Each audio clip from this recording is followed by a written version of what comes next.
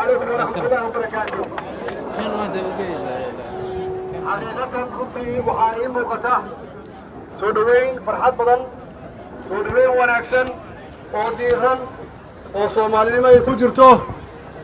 وحان قياسا يا إلا ساكينا تاقنيدين وأن سوغيسين وحدنا يتاهي مغرب كدواد عصر يتاهي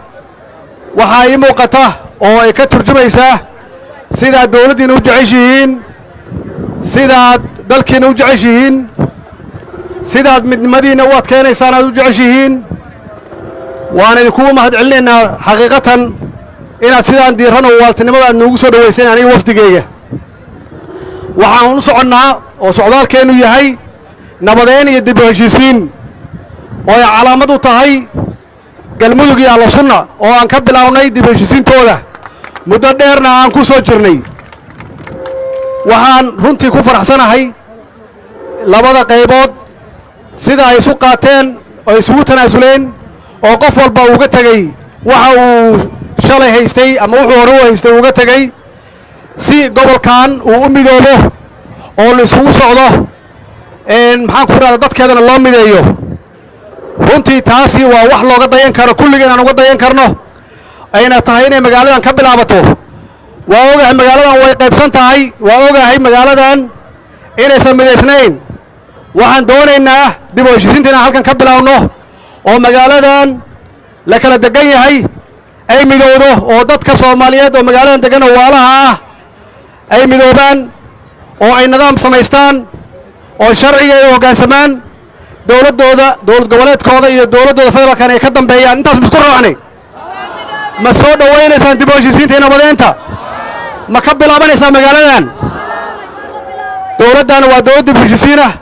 waana bilawnay waana wadeena insha Allah inta waqti nooga haray waxaan doonaynaa inaad gacan ugu siisaan inaad nacaawisaan waxaan idin sheegay haddaad nabad keentaan wax walba oo horumar waa suurtagal waxay magaaladan dib ugu dhacday oo uusan nidaam fiican uga jirin wax kale ma aha waxa weeye nabadii baad sugaysaan nabad la'aan waa nolol la'aan ma maqlaysaan haddaad doonaysaan nolol wanaagsan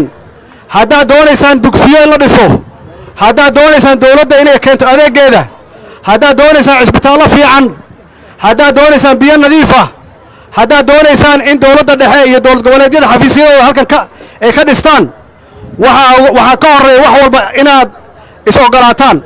waxaan doonaynaa cid walba inay halkan timaaddo waxayna ku imaanaysaa idinkoo isqaatay idinkoo is ogol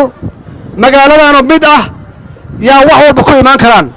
marka aan tijaabinno intii hore haddii la tijaabiyey xumaanshaha iyo dhibaatada iyo qaybsanaanta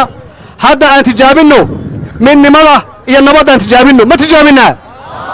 waxaan ballan qaadaynaa wax badan oo magaaladan ka maqan inay timaaddo intaanoo khalqoo degan inay helaan adeegga dawladda waad ku mahadsantihiin walaalayaal soo dhowaynta diiran waa mahadsantihiin walaalayaal wasalaamu calaykum waraxmatullaahi wabarakaatuh